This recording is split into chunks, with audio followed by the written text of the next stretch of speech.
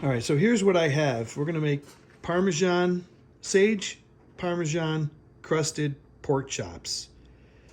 So I got we're gonna first put the cheese on, coat it, and then dip it in the eggs, and then dip it in the breadcrumbs with sage and Italian spices.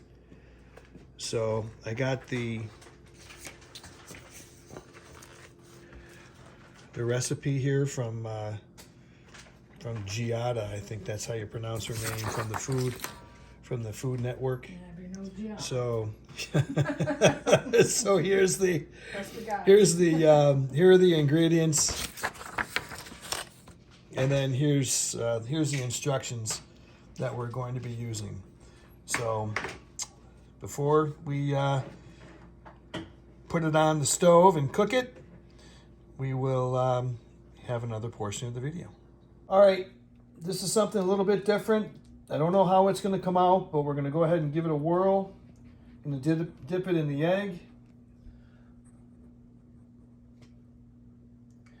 Breadcrumbs.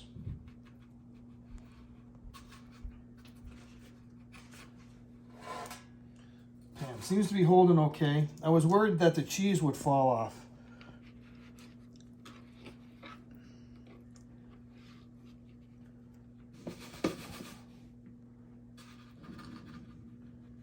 Seems to be holding.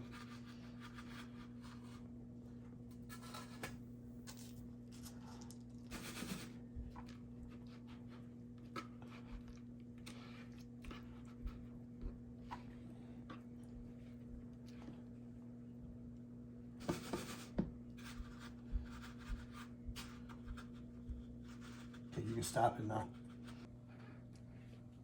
So when you crumb anything, Julia, that's Julia Child, one of my favorites, who voted for Hillary's husband, by the way. You put it in the freezer or the refrigerator for a little while so that the crumbs hold, and when you cook it, all the crumbs don't fall off. So that's what we'll do. You only need probably about 10 minutes. 10 minutes or so, that should probably do it. All right, so we got the pork chops, Parmesan crusted, sage, that is, cooking in the frying pan. Now the recipe says 6 minutes aside, but this varies. You're just gonna have to know your stove and the thickness of the pork chop, or there's just no definitive. The 6 minutes idea is they're just guidelines. So we'll see how they come out, and then the plan is to put some sweet potatoes on top, kind of as a garnish. And then to add to the meal, we have some homegrown beans, and not homegrown corn, but homegrown beans as a side. So we'll see how they come out, and we'll see how they look. All right, so here it is. This is for Papa G and Nona for 2 plates.